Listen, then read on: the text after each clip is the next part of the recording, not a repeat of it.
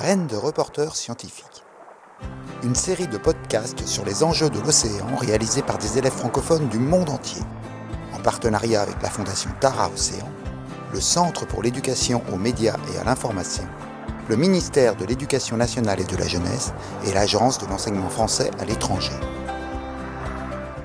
Les tortues sont des espèces bioindicatrices de la pollution plastique, c'est-à-dire qu'elles nous renseignent sur l'état de la pollution des mers et des océans.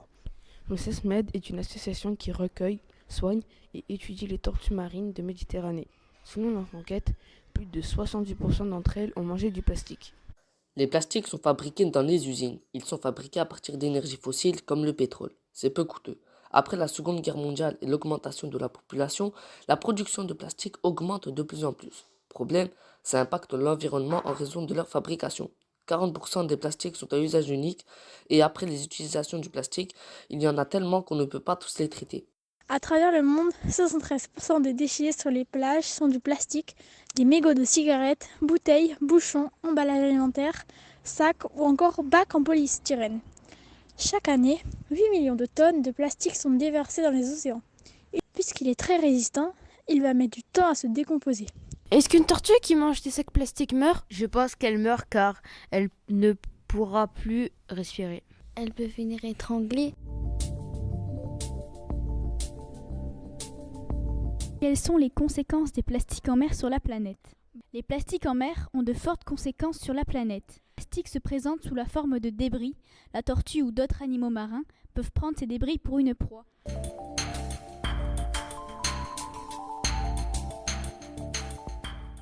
Nous allons demander à Delphine Gambayani, biologiste au CESMED, quels sont les dangers liés au plastique.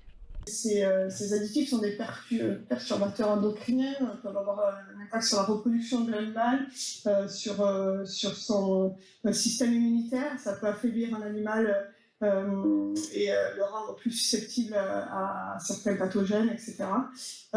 Et puis, quand on retrouve des tortues, et ça c'est arrivé, des tortues avec des estomacs remplis de plastique, de macrodéchets, là pour le coup, c'est vrai que l'animal a l'impression de se nourrir, c'est-à-dire que son estomac est plein, l'animal n'a plus faim, mais par contre elle n'a pas ingéré d'éléments nutritifs, donc elle ne s'est pas réellement nourrie. Donc sur le court terme, ça peut avoir des impacts, ça a des impacts sur la santé de l'animal. Quels sont les dangers présentés par les microplastiques ?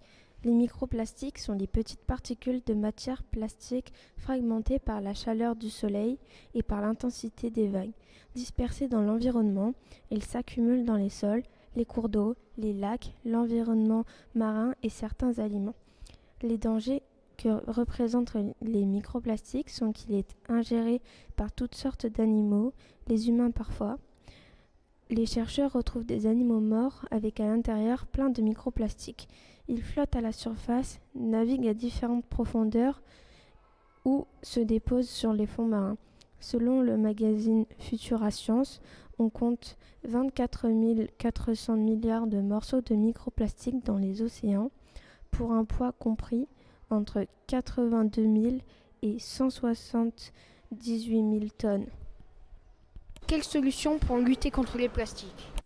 Réduire notre consommation de plastique à usage unique, d'acheter des aliments en vrac, ne pas utiliser des comestibles avec du plastique, acheter des vêtements biodégradables fabriqués en lin, coton ou en laine, de réutiliser les objets en plastique, mais nous pouvons aussi mettre les plastiques dans les bons bacs de recyclage, avoir des méthodes de recyclage plus performantes et utiliser la bactérie qui détruit le PET.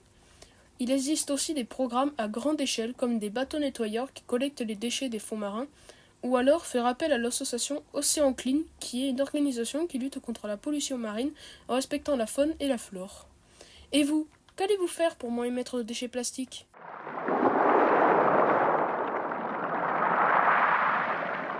C'était Graines de reporters scientifiques, une enquête sur les enjeux de l'océan.